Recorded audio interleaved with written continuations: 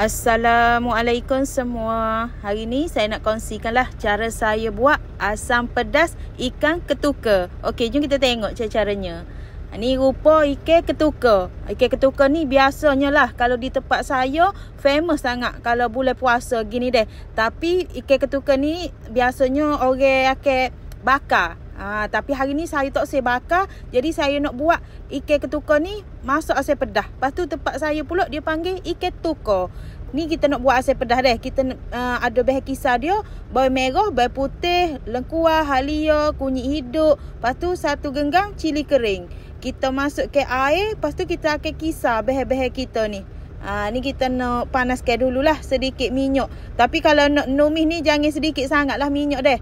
Lepas tu kita masuk ke bahan kita kisar. Ingatkan minyak dah panas. Rupanya belum panas lagi. Hari ni saya masuk guna dapur arang. Jadi ingat kau ada api. Rupanya tak ada api. Ni baru nak ada api dah. Jajai sekali nak masuk guna dapur arang lah. Sebabnya suka aroma dia tu deh. Tak apalah kita tumis. Walaupun minyak kita tak panas tapi tak apa. Dia tak akan makan minyak pun. Kita tumis lah. Kita tumis deh bagi dia macam minyak. Tapi saya nak masukkan selalu serai. Serai 2 batai kita ketuk je. Tak payah nak kisar serai tu deh. Ni lada hitam. Lada hitam tu kita tumbuk. Tumbuk ikut kita nak banyak mana. Kalau kita nak kuat rasa pedas, nak kuat aroma dia, kita letak lebih. Macam saya 1 sudu makan tu saya tumbuk. Dari 1 sudu makan. Lepas tu kita tumis. Tumis dia ni bagi dia garing ataupun bagi dia betul-betul pecah minyak. Ni lebih kurang nampak macam saya tunjuk ni. Kalau dia dah garing pecah minyak, warna dia tu dia akan kelihatan warna gelap sikit. Tu minyak kena banyak baru sedap kita numis bahan-bahan kita tu dia akan masuk molek dah. Lepas tu kita akan masuk ke air asam jawa. Ni air asam jawa awak banyak ikutlah nak masuk banyak mana. Kalau nak rasa masak kuat, letak lebih air asam jawa tu. Bila kita masuk air asam jawa tu, kita kacau, kita tengok kuah kita tu banyak mana lagi perlu ke air. Kalau kita nak kuah pekat, letak sedikit air. Tapi buat asam pedas ni jangan cair sangat, jangan pekat sangat deh. Kalau pekat sangat tak sedap juga kita nak makan. Kalau cair sangat, kalau letak atas nasi tu tak berasa pun tak sedap juga. Ni saya nak masak dulu bagi dia mendidih. Sebabnya kalau kita buat asam pedas ni, kalau kita masak dia lama, dia lagi sedap. Lagi lama kita masak, dia lagi sedap. Lepas tu baru saya akan masuk ke bunga kantan.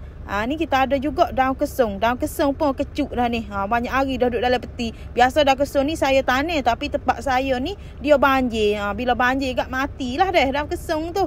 Jadi belilah simpan dalam peti air. Lama-lama jadi orang kata layu. Tapi tak apa. Dia tetap ada bau dan rasa dia. Ni saya nak masak lagi sekejap. Biar kata keluar aroma wangi daripada daun kesung dengan bunga kantan yang kita letak. Lepas tu barulah kita masuk ke garam dan gula ikut cita rasa kita. Kita tak usah letak gula, tak payah letak. Macam saya biar ada rasa pedas masak, lepas tu ujung-ujung tu manis. Ni kita letak akhir sekali ikan deh. Sebab tu kita tak letak awal-awal ikan. Sebabnya ikan tuka lah. Saya panggil ikan tuka tempat saya ni deh.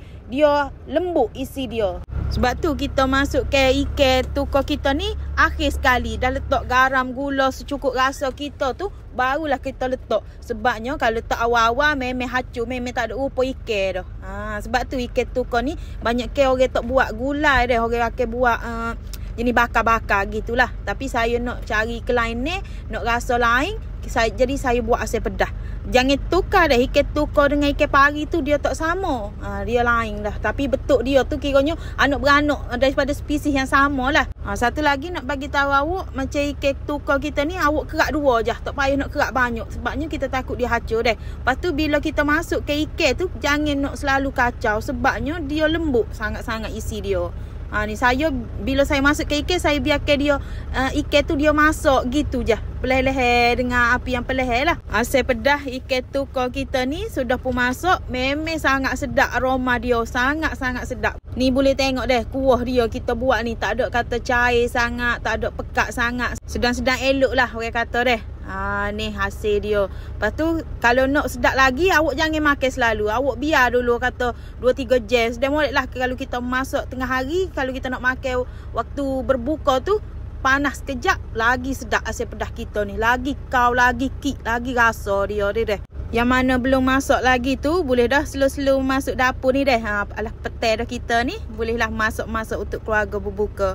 Okeylah, kepada yang dah menonton video saya ni, saya harap jangan lupa subscribe, like, komen dan share video saya. Okey, terima kasih semua.